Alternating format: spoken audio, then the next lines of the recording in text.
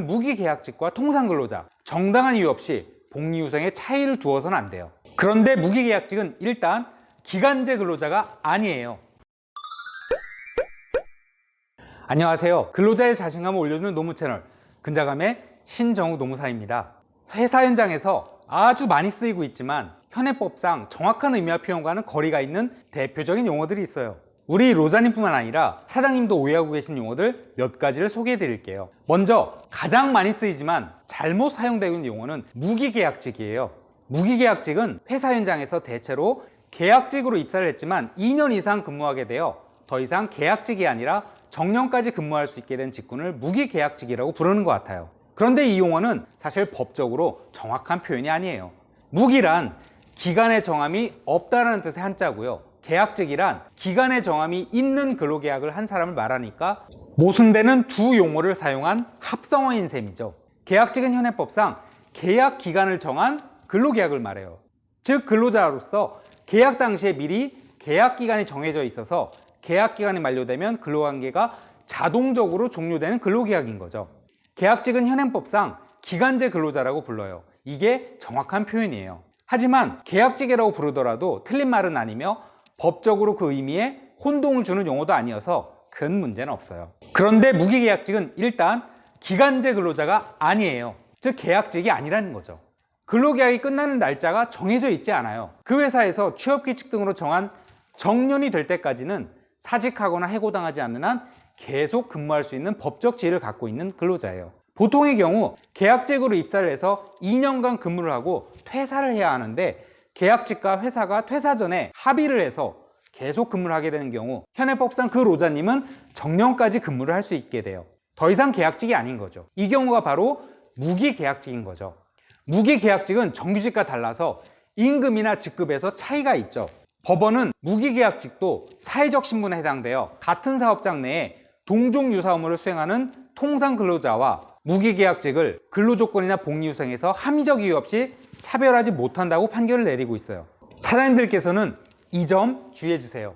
즉 동종 유사 업무를 수행하는 무기계약직과 통상근로자, 즉 정규직과 임금 수준의 차이는 있을 수 있지만 정당한 이유 없이 복리후생의 차이를 두어서는 안 돼요. 물론 근속기간의 길이에 따른 차별은 합리적 이유가 있는 경우에 적법하게 볼 수도 있어요. 회사 현장에서 많이 쓰이는 또 다른 용어 중 하나는 촉탁직이에요.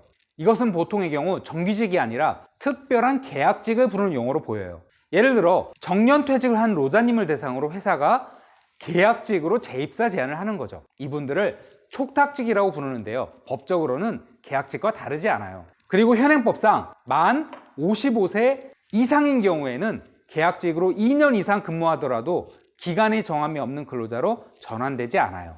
계속 몇 년이고 계약직으로 반복 갱신될 수 있다는 거죠. 이 부분은 로자님들이 오해 없으시길 바라요. 기간제법상 이와 같은 예외 규정을 두고 있어요. 그런데 문제는 촉탁이라는 용어는 국어적, 사전적 의미는 일을 부탁하여 맡긴다는 의미가 있어요. 이는 민법상 도급이나 위임 등으로 볼 수 있는데요. 근로계약이 아니라 일종의 프리랜서 내지 용역과 같은 개념으로 오해될 수 있어요.